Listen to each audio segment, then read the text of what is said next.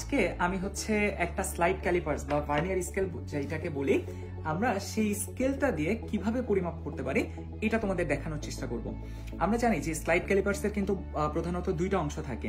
এই যে অংশটা হচ্ছে এরকম ভাবে মুভ করতে পারে সেটাকে কিন্তু আমরা বলি ভার্নিয়ার স্কেল, আর এই যে আমার আরো একটা স্কেল আছে সেই স্কেলটাকে কিন্তু আমরা বলি হচ্ছে মূল স্কেল বা প্রধান স্কেল।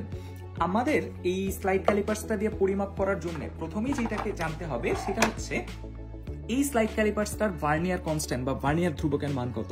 দেখো আমরা কিন্তু ভার্নিয়ার কনস্ট্যান্ট ফর্মুলা দিয়ে বের করতে জানি, বাট প্রত্যেকটা স্লাইড ক্যালিপার্সে কিন্তু লিখে দেয়া থাকে এই স্লাইড ক্যালিপার্সটার ভার্নিয়ার কনস্ট্যান্ট বা ভার্নিয়ার ধ্রুবকের মানটা কত। আমরা এটা একটু লিখে রাখি যে এই ভার্নিয়ার কনস্ট্যান্টটার মান হচ্ছে 0.05 মিলিমিটার।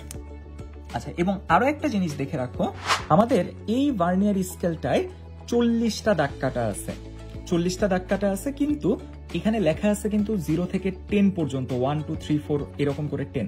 তার মানে 10 মানে 40, 9 মানে 36, 8 মানে 32। এটা আমাদের একটু বুঝে নিতে হবে, যেহেতু 40টা দাগ কাটা বাট সবগুলি হচ্ছে সংখ্যা লেখা নেই।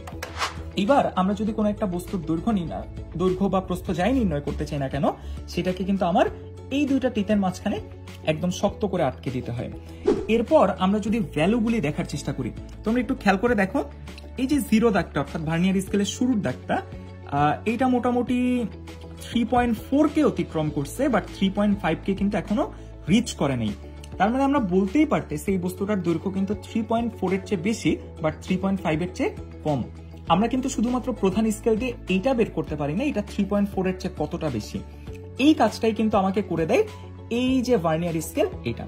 তাহলে আমাকে এখন দেখতে হবে এই ভার্নিয়ার স্কেল থেকে ভার্নিয়ার সমপাতনটা কত, অর্থাৎ ভার্নিয়ার স্কেলের কোন দাগ প্রধান স্কেলের কোন একটা দাগের সাথে মিলে গেছে। তাহলে আসো আমরা একটু খুঁজে দেখার চেষ্টা করি। আমরা মোটামুটি বলতে পারি যে এই যে 4 নাম্বার দাগটা, এই 4 নাম্বার দাগটা কিন্তু প্রধান স্কেলের একটা দাগের সাথে মিলে গেছে। সো 4 মানে কি, যেহেতু 4 করে ব্যবধান, সো 4 মানে কিন্তু আসলে ভার্নিয়ার সমপাতন হচ্ছে 16। আর প্রধান স্কেলের পার্ট আমরা কত পাইছি, প্রধান স্কেলের পার্ট কিন্তু আমরা পাইছি 3.4 মিলিমিটার। তাহলে এখন আমাদের কাজ শেষ, এটা আমরা জানি, এটা হচ্ছে আমাদের ফর্মুলা। সেই ফর্মুলাতে আমরা যদি মানগুলি বসাই দেই 3.4 প্লাস ভার্নিয়ার সমপাতন 16 এবং ভার্নিয়ার ধ্রুবক কিন্তু 0.05, তোমরা যদি জাস্ট সিম্পলি একটু ক্যালকুলেটরে দিয়ে দাও তাহলে কিন্তু একটা ভ্যালু পেয়ে যাবা। সেই ভ্যালুটাই কিন্তু হবে আমার এই বস্তুটার দৈর্ঘ্য। তাহলে এই ভ্যালুটা কত আসে তোমরা জাস্ট ক্যালকুলেশন করে ঝটপট কমেন্টে জানিয়ে দাও।